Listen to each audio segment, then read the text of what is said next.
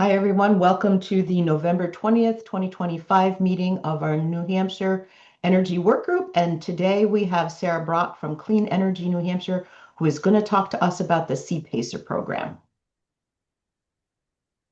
There we go. We should just do a quick round. There's not that many of us, so let's all explain who we are, um, what committee you're with, and if you are already thinking about CPACER, sort of where you're at. And that is, I think most of you already know what it is, but if that includes, I have no idea what it is, that's fine. Just say so. So I'm Sarah Brock. I lead the Circuit Rider program at Clean Energy New Hampshire. Well, I'm going to pass it to Lisa from Nelson.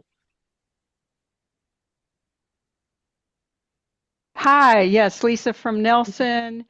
Curious about CPACER. There's a nonprofit in our town that may want to take advantage of it, but we're also curious about the fact that the legislature may make it an easier lift in this coming year.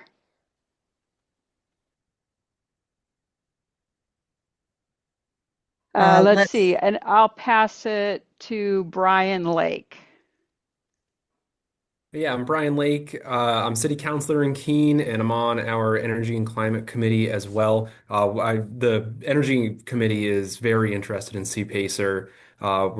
We talked about it very briefly at our last meeting, and we're going to talk about it at our December meeting or our November meeting as well. And the intent is, assuming that the committee's on board, is to send something to the council for to kind of take the next steps on the ordinance piece. So excited to learn more from you, Sarah. Great. Pass it over to Catherine. Hi, I'm Catherine Thorndike from Sandwich Energy Committee. And being a small town, I did listen to what Sarah sent out, the question that was answered. I still need talking points to be able to convince people, and am not quite wrapping my head around it completely myself. I will choose the other Catherine with a C. Hi there. Yeah, I'm from Sunapee on the Energy Aggregation Committee. We don't have a standalone energy committee, and I'm just trying to learn more about this. Oh, am I supposed to choose someone? Yeah, see if you can figure out who hasn't gone yet. I don't know. Let's go to Reinmar. Thank you. All right. Yes, I'm Reinmar Seidler. I'm on the steering committee along with Mary Beth of the New Hampshire Network for Energy, for Environment, Energy, and Climate. And I'm not actually on my local energy committee, mostly because I travel a lot, so I haven't always been around. But I know a lot of the people on there, and so I'm interested in this topic, but also I think I'll be coming to more of these energy committee meetings in future. I haven't usually done that, but I would like to do more. So this is the first time. And then I can speak up for Kathy Chapman, who's from Mason, but she's driving. So I'm Kathy. here. I'm here if you Yay.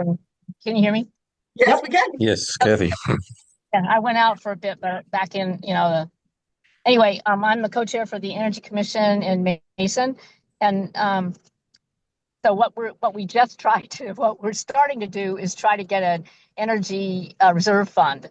And, so even though the town is spending money on different things, which is a good thing, since we had the energy audit way back in 2019, they have their building person working through the list, which is that's awesome. But I think we need an energy reserve fund. And so what I followed the template that was on the website, and it needed a project. And so we put forth a project, did a dry run in front of the selectmen, and they said, nope, we're not interested. So for now, we're going back to the drawing board. But I think what I'm going to do is make a whole plan and then put that in front of them and say, okay, so we don't need this year, but in 2027, here's what we should do, and then blah blah blah. Yeah. Because whoever sent out, was that you, Sarah, that sent out the words about energy commissions? That they are Yeah. they have a place at the table. And I sent that around to my energy commission. And boy, did it ever energize people. So thank you so much. I'm so glad. Great. And then Zeke. Missed the prompt. Oh, And just the tell us prompt who is, you are. who are you? Oh, yes. So Zeke Schmois, I'm the chair of the Kensington Energy Committee. Was there a follow-up? No, Yeah. there wasn't. Kathy was just giving Okay. us a convenient update. You didn't miss anything. Okay, I think we got everyone except Mary Beth, of course. Would you Everybody like to? knows me. Yeah. Okay. Okay, so fortunately, small group. The the primary focus of today is CPACER, but we can also diverge into any manner of other things. And I will just say, Kathy, because you just mentioned it, Katrin and Frank from my team have been having a very similar conversation and have mocked up for me, but I haven't actually read it. But we might soon have some guidance related to how to systematically look at a comprehensive improvement plan and really look for the areas where you can and should be building in sort of the stacked long-term planning for energy related upgrades. So let me see what that looks like. We might be adding some more to our resources around that. And I will make a note. I have already made a note to make sure you get that because it might be helpful. We would be so grateful for that. We've only been working on it now for about 6 years, that very thing you just said. So it would be nice, like we try it, but it doesn't work. So it would be really nice to have experts working on it. Thank you. Yeah, we'd love to partner with you on that. Okay. So CPACER, briefly, is that everybody here knows what CPACER is? Are you willing to raise your hand if you don't even know what the acronym stands for? Just trying to get a sense of where to start. Okay, perfect. I'm going to start from square one then. So there is a new program that was authorized by the New Hampshire legislature last session. So it came to be in 2025. This is not new to New Hampshire, but it was never available in New Hampshire in a way that could be implemented. It was just too cumbersome. The actual program itself, which I'll explain in a moment, is actually quite common across the country. The program is called CPACER in New Hampshire. The more common term for it is CPACE if you were to travel the country. It stands for Commercial Property Assessed Clean Energy. And in New Hampshire, we added and resiliency, which means like flood and fire protection and things that make the building resilient in addition to saving on energy costs. So I'm going to, hold on a second, I'm just going to share a document with you so you can, if you're visual like me, you can kind of follow along. Putting in the chat for us. So this is something I bring along with me when I have to explain CPACER, and it also includes the link to the program website that has a whole lot more information. So I'm just going to walk you through the basics, and then we can dive into any which way to help you get a better sense of what this is. So what CPACER is, I just explained that it's an acronym. It stands for Commercial Property Assessed Clean Energy and Resiliency.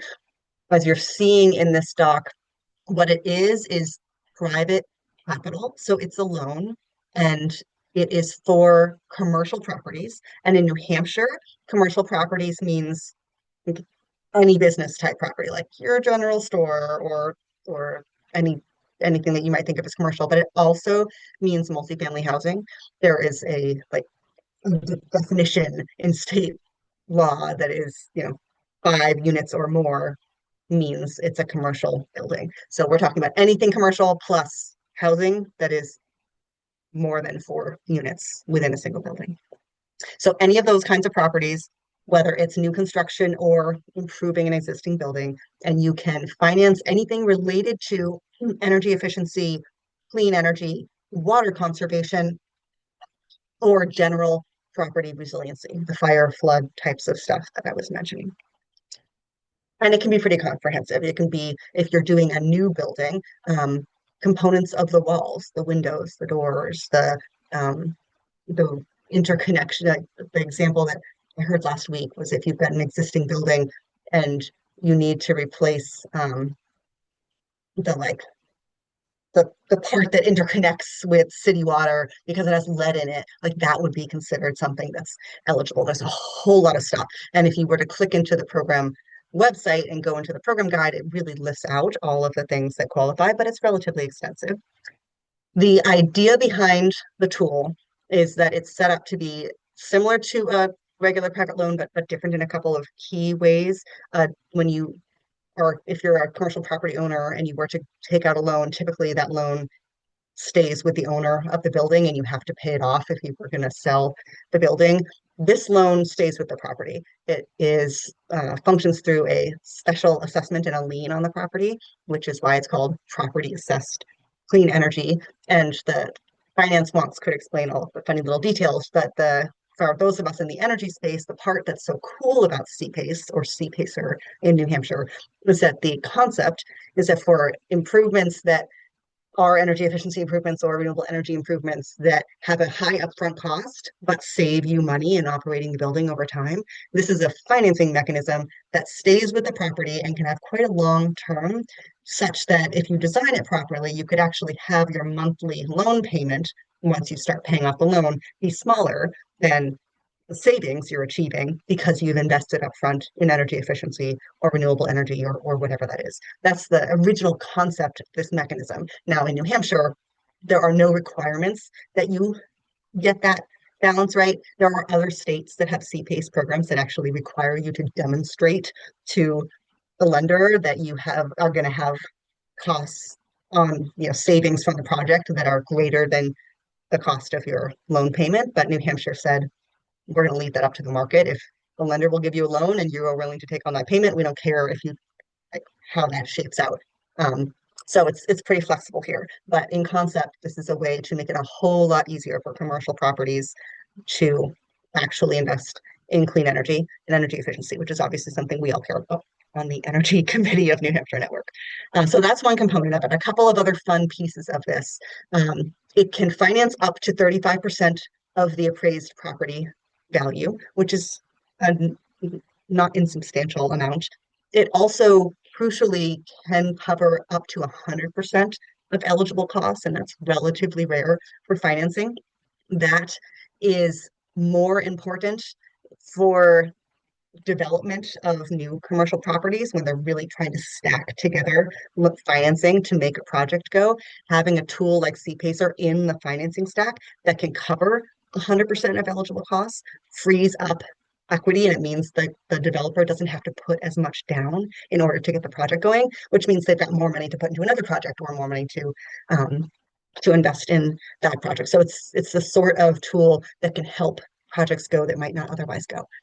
I would say that one of the things that was most interesting to me when I was digging in to learn about this is that it sounds like because of that component of this being a useful piece of a financing stack, this kind of tool for new development in rural areas might actually be more valuable than in urban areas.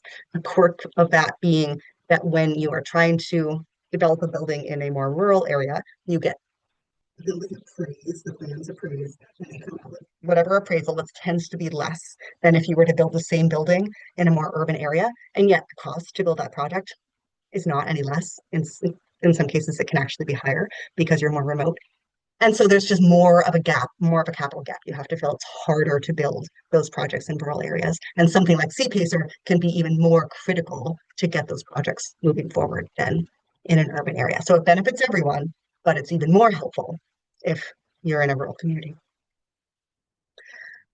Okay, what else do I want to highlight here for you?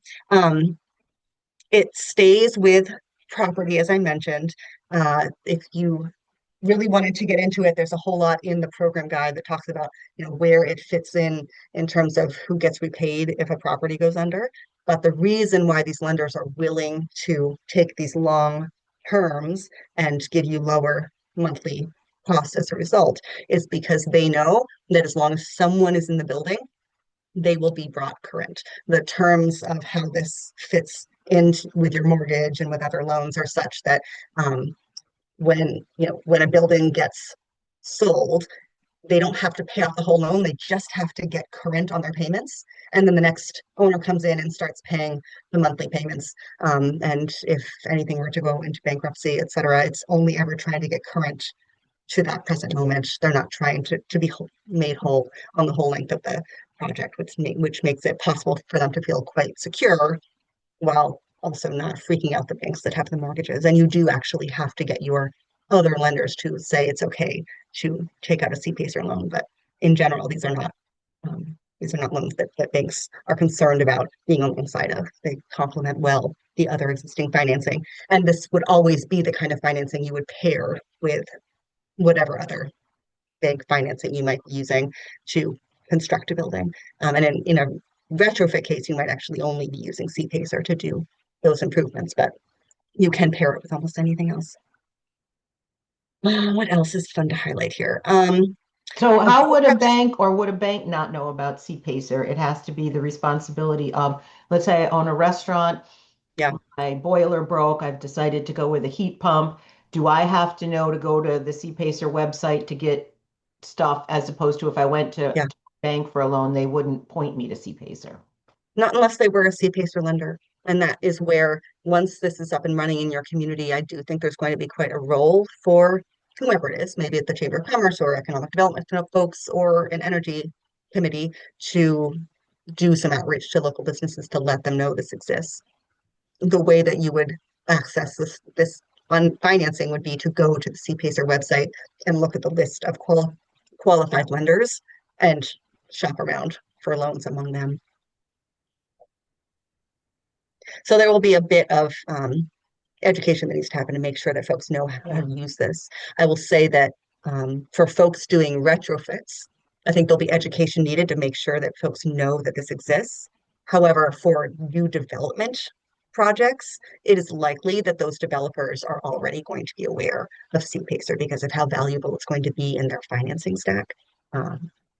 Most developers who are developing at any kind of scale will know this is coming and will be looking for it and will already be talking to those lenders. So it's mostly the folks that are already in your community with existing buildings that you really want to make sure are aware of this because they might not otherwise. Catherine. Oh, you're on mute, Catherine.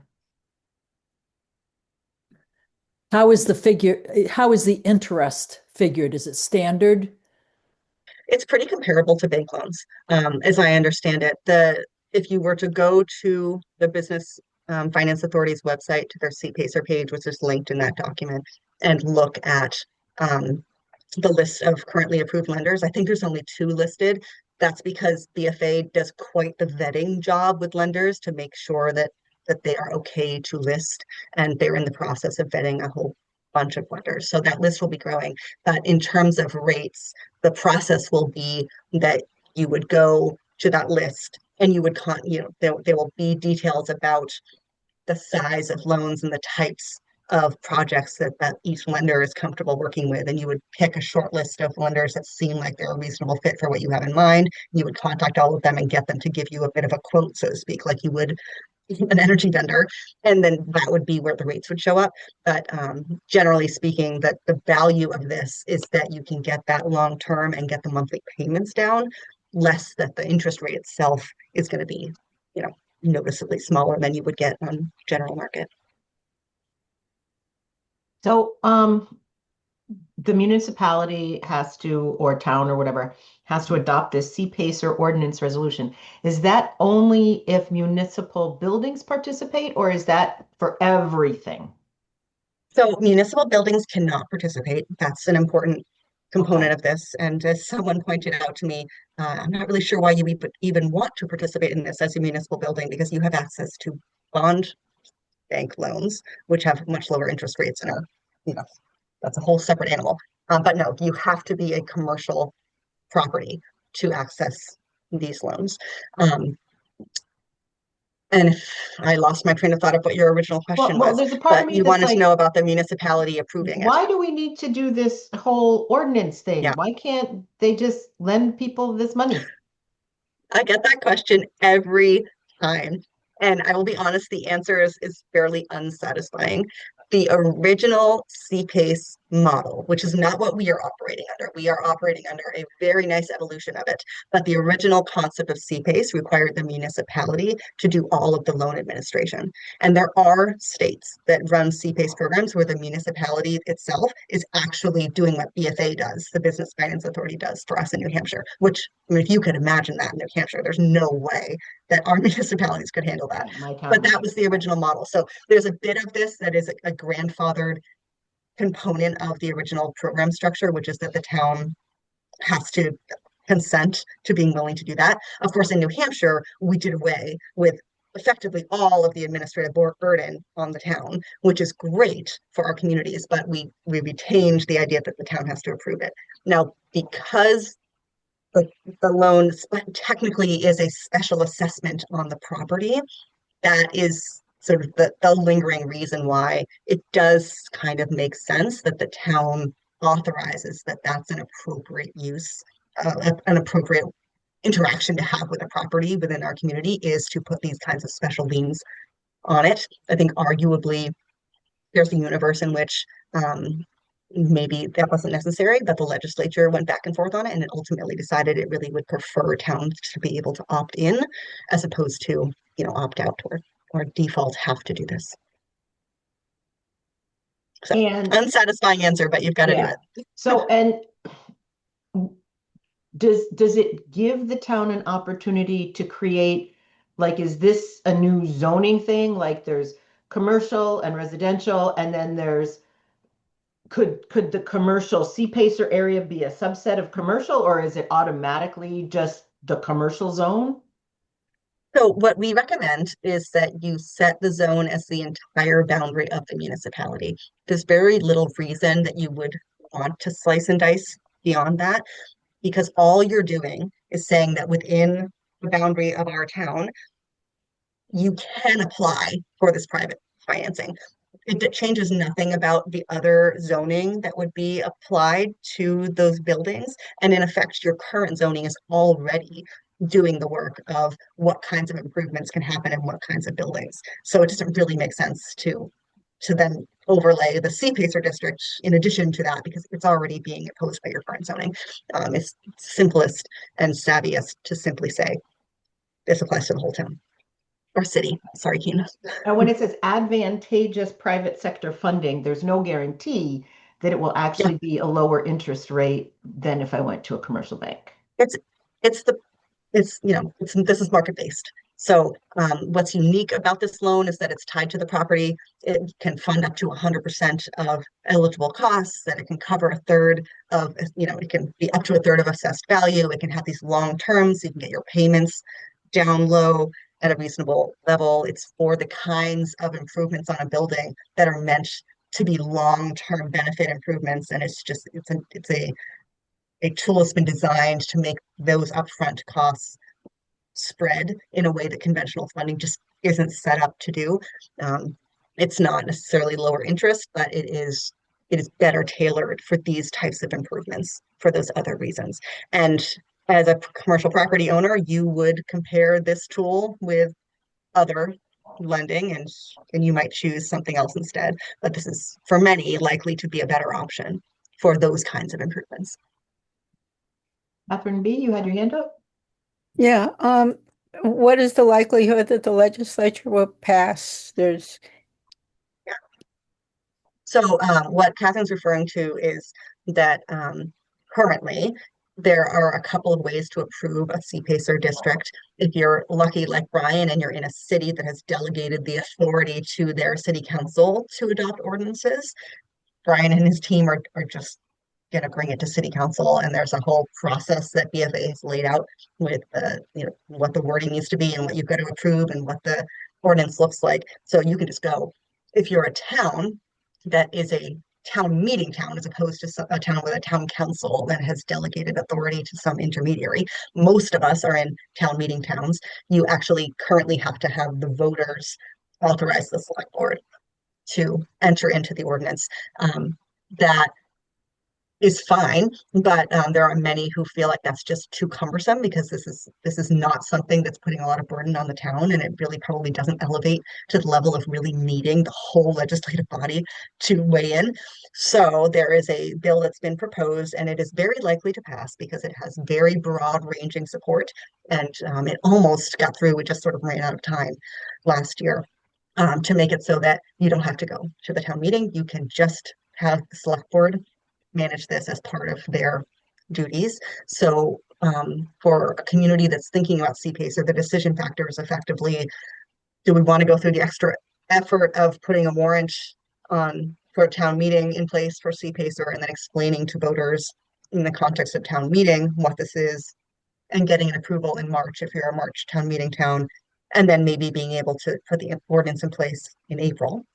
Or do you want to wait until the legislative session is over late spring when we think this will be signed into law, but there's a risk that conceptually it might not be, and then bring it to your select board over the summer, or whatever time is convenient to you, to have them approve the ordinance without having gone through town meeting. And I believe there's also going to be a requirement to hold a public meeting, but that's obviously a much lighter lift than a warrant article town meeting route. So we've got towns making that decision. I would say most towns are opting for that second option of just waiting, unless you have a developer in town or a building in town that's really interested in this and needs you to act sooner, and needs you to act, in a more, this is definitely coming way than a, this might be coming if the legislation passes kind of way. But you would know if you were getting that kind of pressure. There are some towns that are, but not many. Because this program is new enough that not many people know about it. Do we have that bill number, and do we know what committee it's going through so that we can We leverage don't have all bill of the numbers yet.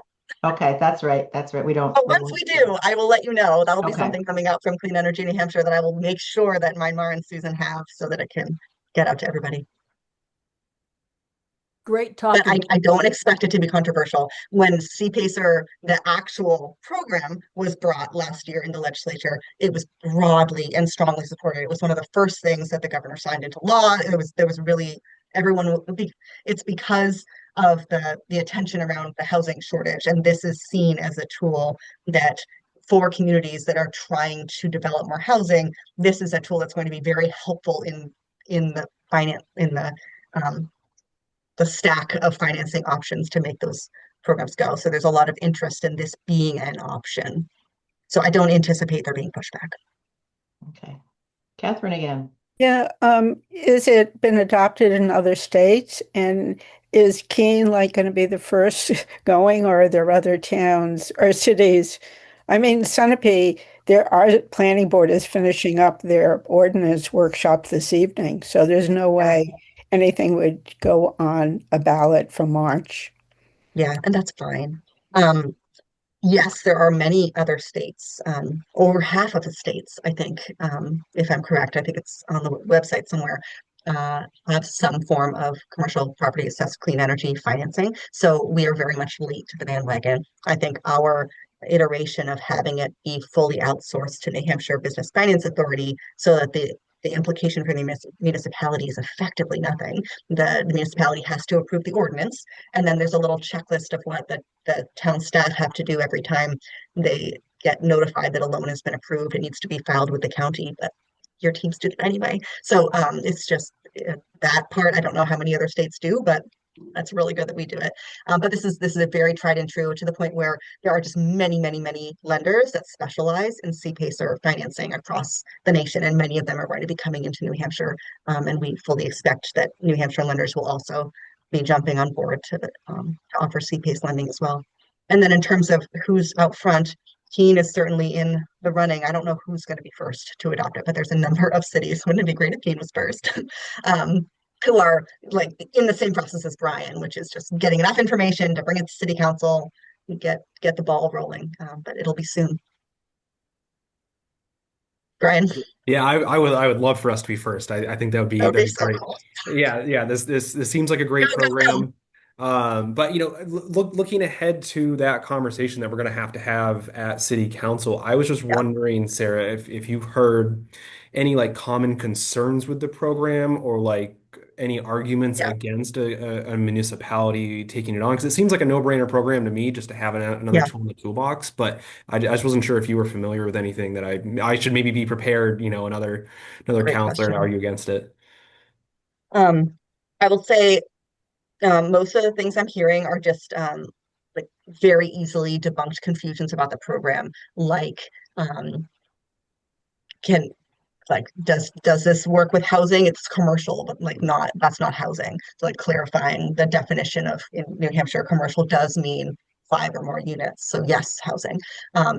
The can municipalities do this? Is another one that is common, but not concern that people have. Folks, I mean, I have never heard this, but I mean, conceptually, someone might be concerned. Well, I've heard the concern of, is this going to affect our property taxes?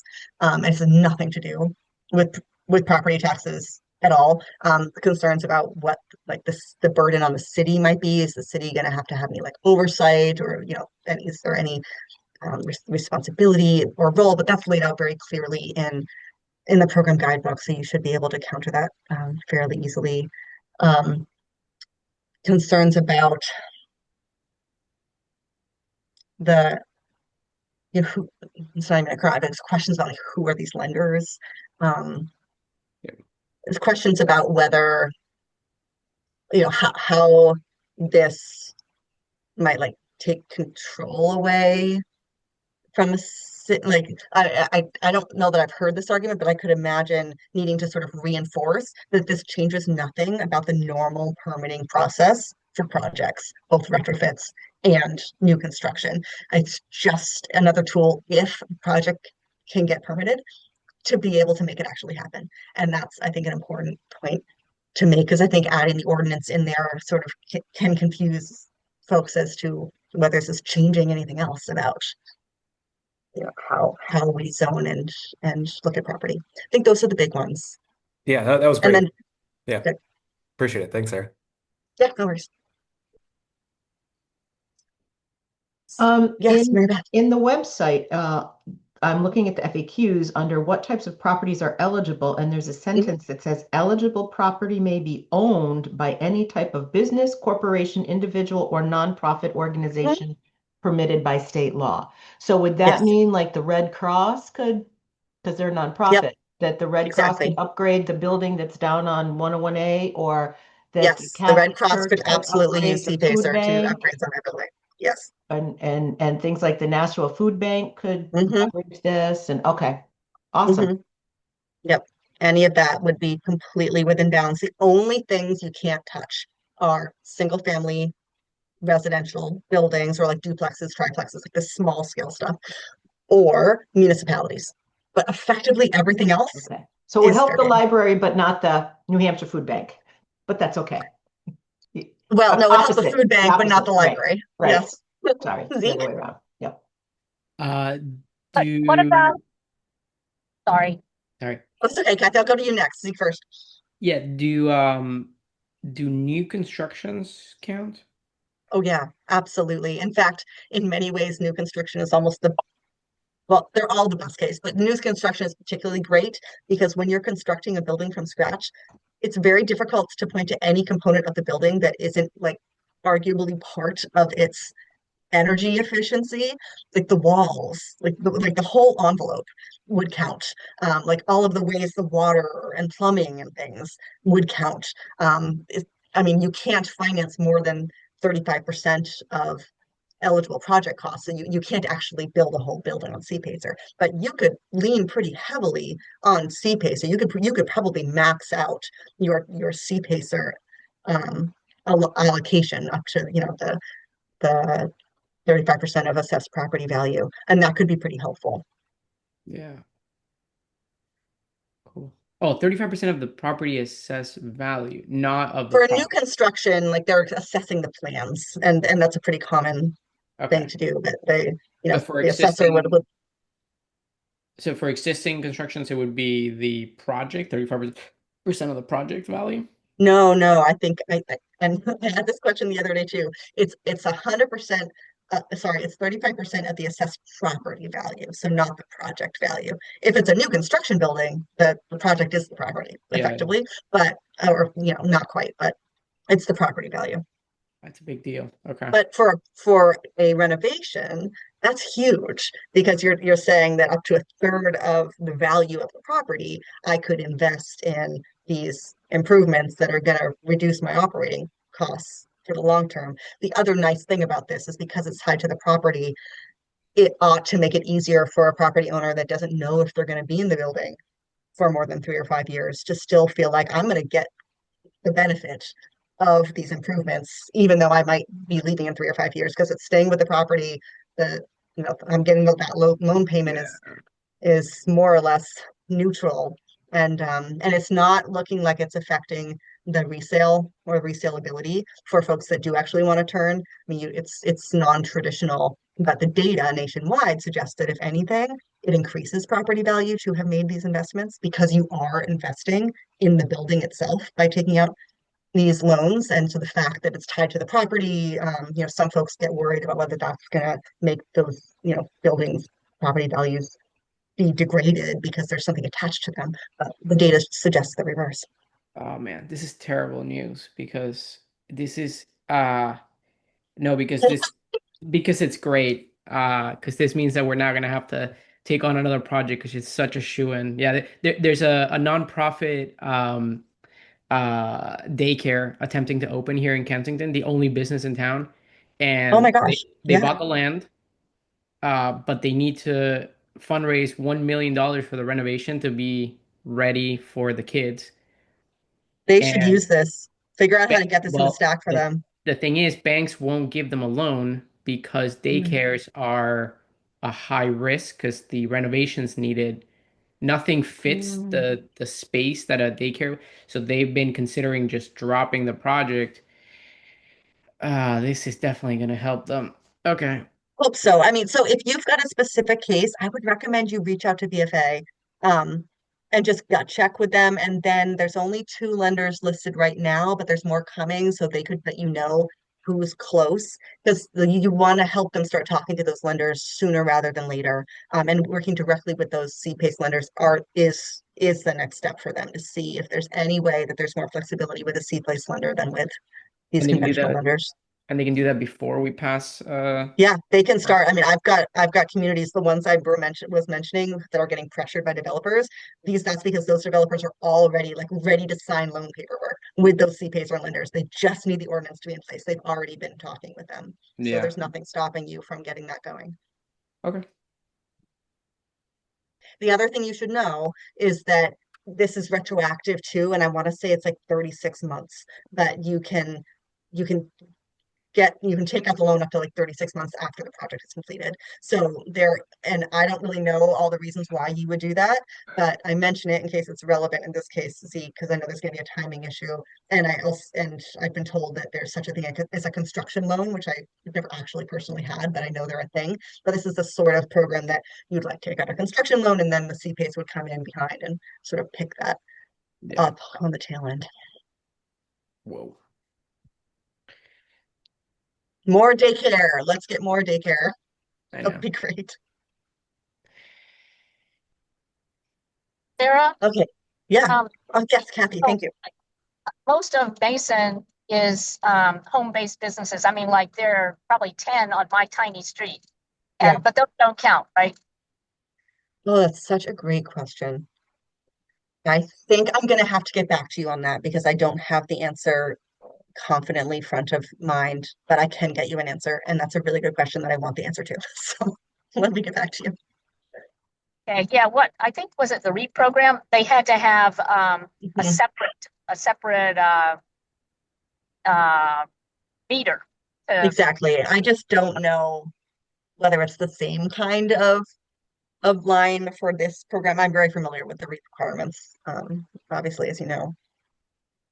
Yeah, let me get back to you in the group on that. It's a good question. I should know the answer because that's going to be a lot of folks, to be honest. So in terms of actual next steps if you're convinced that this is worthwhile to have available in your community. And I would just say that I keep asking, I've been asking BFA since we started learning about this and working on this, is there any reason a town would not want to do this? And as far as I can tell, the answer is no. And it really does boil down to there being effectively no downside to the town. There's such a minimal administrative lift. You still retain all control over permitting and deciding what gets built. It's just that if there are things you want, here's a tool that maybe makes it easier for them to build and to build in a way that is going to help keep those folks in those buildings, because the buildings are higher quality and the maintenance costs are lower. And then if you, James Key Wallace from BFA, I've heard him say multiple times, if you have one corner store or one building that's got 5 or more units in town, you should adopt CPACER, because that is a tool that property owner can use to keep that building functioning and stay in that property. So there's really just no reason not to do this. So if you've been convinced that there's no reason not to do this, then you really ought to prioritize this in 2026. The way you would go about that is to go onto the BFA CPACER webpage, which I linked you all to. And of course, now I can't find the notes I shared with you, so let me reopen them. They have a documents list, and I'm just going to share my screen so I can show you where this is on the webpage for those of you who are able to see. Just a moment, please.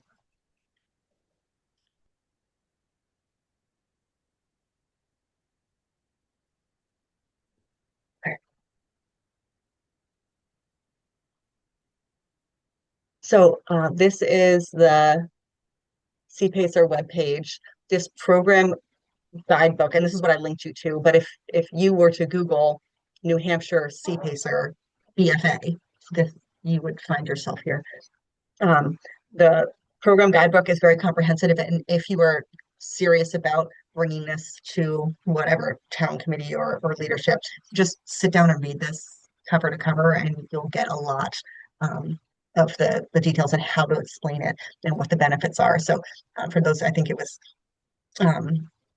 I don't know what it was. Catherine from Sandwich, who was saying she just needed talking points. The thing that I have done, Catherine, is listen to the webinar that Clean Energy New Hampshire did with James Key Wallace a couple of weeks ago. Just listening while I'm doing dishes or folding laundry. I've listened to it like 3 times now just to absorb, because he explains it so well. And then I've read this program guidebook a few times, and that has been the thing that has helped me feel like I can speak to this. So I would recommend that to you too. But the program guidebook is really important. But then if you go down to document list under resources, this is where BFA has put the templates that you're going to need. There is a adoption process document here. There's a section for towns without a charter, which is what most of us are. There's also a section for cities. And it just walks you through what, for the current process, if you were going to go to town meeting, what the warrant article would be. It's already been vetted by NHN lawyers. I mean, they were really thoughtful and they put all of this stuff together. So it's ready to go for you. And once the legislation passes, if it does, BFA is going to update all of this so that you've got the new process and how to go directly to the select board, but it will be laid out for you very specifically, and the language will all be there. The other thing is the municipal ordinance itself. It's already here, so you can take a look at it. This would be, if you went to town meeting, what the voters would be authorizing the town to go ahead and set up. But it's all here, and it's just like filling your name, and it's all been vetted by lawyers and is ready for you to use. And there's other stuff in here too that you can explore that your staff at various cities and towns might be curious about. There's this municipal county checklist, which is just, I mean, for your administrator, this might help them sort of wrap their heads around, once this thing's approved, what do I have to do every time we get notified by BFA that there's a loan that's ready to be filed? Like, it just lays out for them the steps. And you know, I'm not a town administrator, but my assumption is that if I were, I would look at this and go, oh yeah, do that all the time. And that would put them a bit at ease as to understanding what exactly they have to do. There's also a copy of the participation agreement that the town will then sign with BFA that really lays out the roles and responsibilities and some of the fine print around like what you that the town can get reimbursed for by BFA for like legal fees if that comes up. All of that detail is laid out both in the program guidebook and in the participation agreement. So if you find yourself far enough down the path that you need that level of detail, this is where you would go. And I think that's all you really need to know right now. Other questions? Yeah, Catherine. Oh, sorry, you're still on mute, Catherine. Are we going to move on from this? Because I do have a question that's not related to this. Yeah, I'm if good we're to done move on. with this topic, we can move on to whatever else. I think we're pretty good. Okay, we'll pause for a minute. Any last questions about CPACER? All right, looks like we're good to go, Catherine. Catherine, are you trying to talk to us, Catherine Bouchef? I'm sorry, county, I just saw a county resolution, but this cannot be adopted by a county. It's adopted. Yeah, let me explain. I was also confused when I saw that. The reason that's in there is because we have some unincorporated communities in New Hampshire where the county is the designated authority. So, for example, the Balsams up in Dixville Notch, they want to use CPACER and they have to go to Cross County to approve it because there's no municipal government to do so. So that's the only reason a county would get involved. Okay. Okay. And I am around for questions, for better or worse. My team has come alongside BFA and said, you guys are great at the financing side. We are great at helping communities understand and go and do this. So like we'll do that if you do this. So we've sort of signed up to be your go-to if you have questions along the way.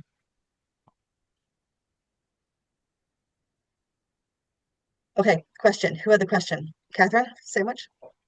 So, as you know, some of you know, we tried to put in a large municipal array year before last, and it was voted down.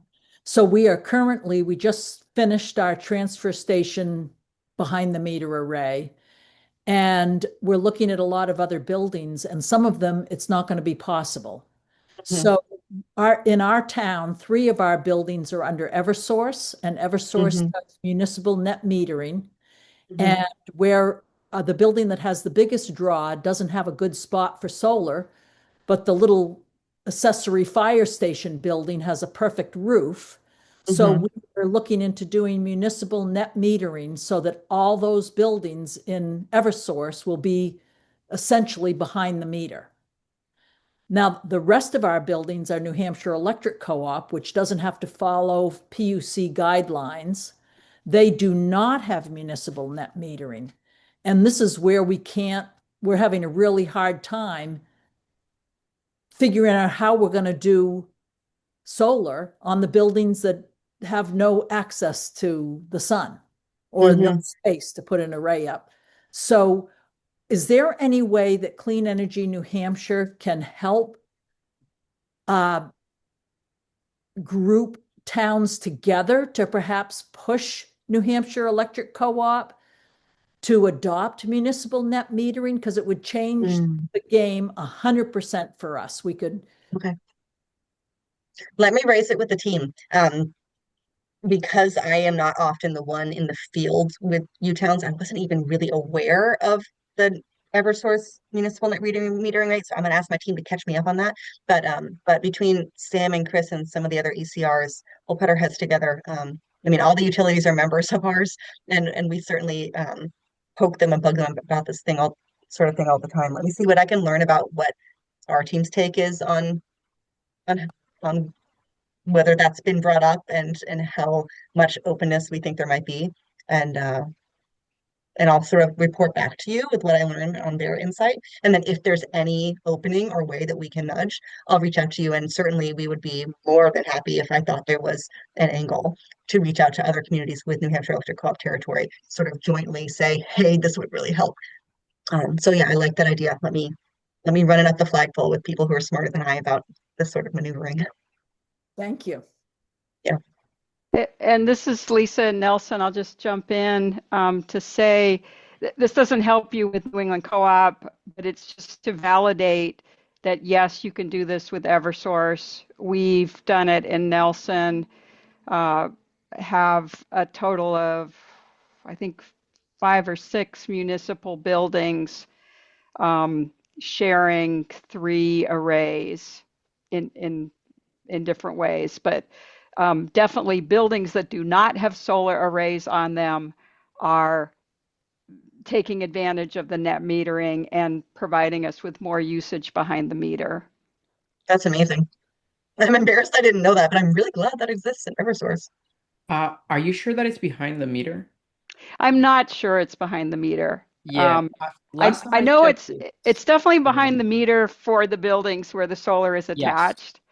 And we do have one solar array that dates from the more advantageous um, Mm, rates, and we have definitely more than that building is using that billing code so that the usage or the purchase anyway, you know what I mean. Yeah. We're at the more advantageous rate, but you're right. It may not all be behind the meter.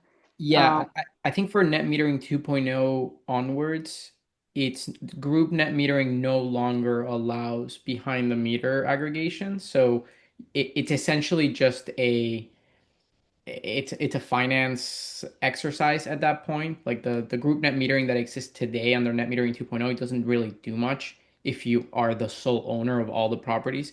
So as a town, there's no benefit because it's either they deduct the cost from the bill of the other building or they just give it to you as a credit. But because it's the same coffers, it's the same thing. So at least in Unitil territory, I'm pretty sure it's more of a New England ISO rule anyways, but I mm-hmm, would double check. Because mm-hmm. we consider that, but unless you have a solar farm which is producing more than the town's worth, and then you're trying to go with other towns, then I Yeah, don't think it. no, we're definitely not doing that. Yeah, But I do know that we have been able to put several buildings into the grandfathered yeah. rate. And that yeah. one note on that, I was told you used the term municipal group net metering, not group net metering when you're discussing this. It's two different things. I mean, I Good to don't know. know. Yeah. We're still looking into it too. I don't have all the answers. One of my committee members has that as her project, but it's looking, I mean, we are hopeful that, I mean, why, Lisa, would you have even grouped them if you couldn't take advantage of the solar arrays, right? What would be the point? Right. Yeah. Just pay. Well, I mean, the as I understood it, and I will get my team to clarify, and then I'm happy to reach back out. But I did not believe that you could get behind the meter credit. So, Zeke, I think you're onto something there. That was new to me. I was going to check, but you're helping me feel more confident in saying I don't think that's a thing. I do think that the simplicity of it being handled within Eversource's billing is effectively the benefit that is being offered here. Um, but I need to find out more. The one downside is that if you are group net metered, then the buildings that don't have solar can't have solar on them because you can't have two members of a group net meter arrangement that are both generators. So you Eh, would eh, have to make sure, it's Yeah, Yeah. and we have had to over the years. I mean, we our first solar array went up in 2016. Um, so yeah, there has been there were some changes as we added. We have 3 working arrays now on 3 different buildings. Um, and I have a little spreadsheet that says this Eversource account is these buildings, and this Eversource account are these buildings because it's completely non-intuitive, but we've done it in order to maximize um, the advantages of our one array that is grandfathered in. yeah. Yeah. Alternatively, if you could run a really long extension cord between the buildings. That's really safe. You would be surprised at how often something like that has come up when we've been brainstorming. Um, we have one more location that is really a beautiful exposure for solar. Um, but there's a wetland that has to be crossed and all kinds of things like that. And then we start getting creative of like, well, if we had overhead wires and yeah, anyway. I was talking to a community that has a big property next to a enclosed landfill with three-phase power running right through it. However, the not a road accessible to the site that could tap the three-phase power. And so they were similarly imagining, can't we just like put up a line? Yep, yep. You want to get creative at those Yep, moments, but yep, yeah. yep. Some of these projects take a long time to really bring to fruition. Yeah, that's true. That is very true. Sarah, could I ask something also unrelated to all this? Sure. That I'll probably be bringing this up to you guys separately, but so you might remember we were attempting to add geothermal heating Hmm. to the town hall. Yeah. Um, there's a problematic resident who is threatening to sue us now because we asked for emergency funding because the Mm. building has no AC. We needed to replace it. The state approved it. Everything passed, but whatever. He's got his own agenda. Yeah. In the meantime, we're trying to line up everything. He's claiming that we're not going to get the full 40% rebate through the direct pay program because reasons. It doesn't matter. His reasons are all wrong, but I'm trying to do my due diligence. And one of the Yeah. things that we confirmed, so we're definitely getting the 10% domestic bonus. We have certified letters from the manufacturer, and we're going to get one from the drillers. But the 30%, what we finally understand is that to claim the 30%, you need to meet the prevailing wages requirement. Mm.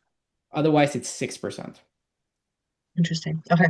And we've been looking and trying to read how to do it. I don't think any of the municipalities have done it that have done direct pay. No, So no, not um, yet. it's not crazy. Actually, it is crazy. And that's kind of the Mm. problem. It's a lot of work, and I don't know how we would manage it. With the Yeah. municipal solar project, they hired a company to help do all of that. So we didn't learn how to do it. For us to do it, I don't know if it's feasible. I think it should be, but we don't know where to start. Yeah. Um, so if you guys have any experience, we would be more than Sadly, we don't, because our experience is effectively your experience, where the projects that we've had that have had to go through it were the municipal solar grant projects, and the state hired someone to work on that. It makes me wonder if the whoever it is who's been minding that company through the state of New Hampshire would be able to talk to you and provide anything, any more than what I've got, certainly. It makes me wonder if any of the installers, including yours, who went through the solar, might have a perspective of what, if anything, because I don't, you will have a better sense of what the contact was with that company that was doing that. Are the I wish rules I for had more for you. solar Are the rules for solar different from geothermal? no, not for No, the prevailing it's wages. yeah. It should be the same. Because we've put in for it, and Sarah Frank helped our town Yeah. administrator to do the elective pay um, for our So solar so you project. you didn't have to do the prevailing wages because the project is small enough. So Oh, you, okay. you were able to bypass that. Um, Okay, so the, it's a dollar figure. that was my impression, although I don't want you to necessarily quote me on that. Hmm. See, so I think part of the reason that we haven't seen this yet is because the last time I was really in this, those were requirements that were kicking in with projects like over $1 million. So what is it for everything now? Or what is the you don't We're know? So you don't. Yeah, we're trying to learn. It's very confusing. Maybe the solution would be to go to the IRS office hours, see if they'd be willing to tell us. Yeah, I mean, sadly, they literally just had one yesterday, so I think you're out for a couple weeks. Yeah.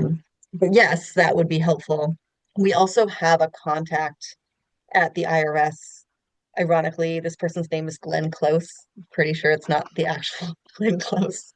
Um, but we've sort of put them in our coffer as an emergency, but we have not been having success recently getting anyone to respond to us from the IRS. And it's, not just the shutdown, but exacerbated by the shutdown.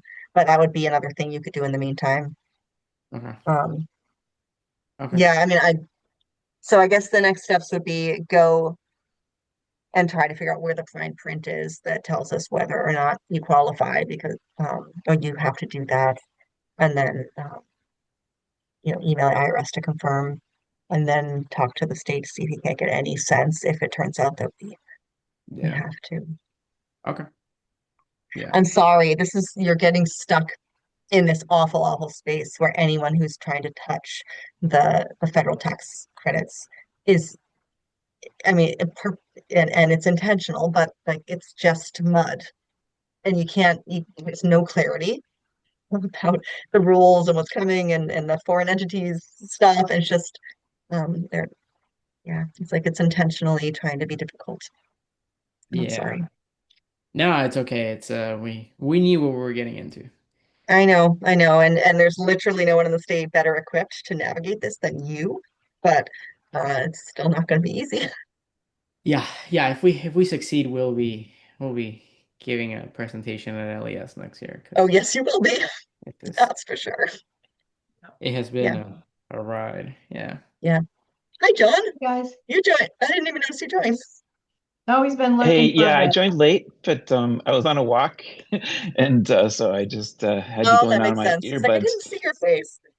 Oh man, I wish Windham would get on board with this kind of stuff, but it has to be real easy for our town to get motivated to save money for some reason. I can't understand it. When I But saw somebody from either the DPW or like the fire team at the New Hampshire Municipal Association from Wyndham today, and they were Mhm. all excited about working with Katrin to try to get a truck Oh yeah, replacement there. they love So trucks, but it wouldn't be an yeah, electric truck, would it? probably not. No. No, we Yeah, love our trucks, our fire trucks. Yep, fire trucks are great. Um, yeah. All but right, guys, we are over time, so I'm going to stop the recording. I think we're done with the official part of the meeting. I'll stop the recording.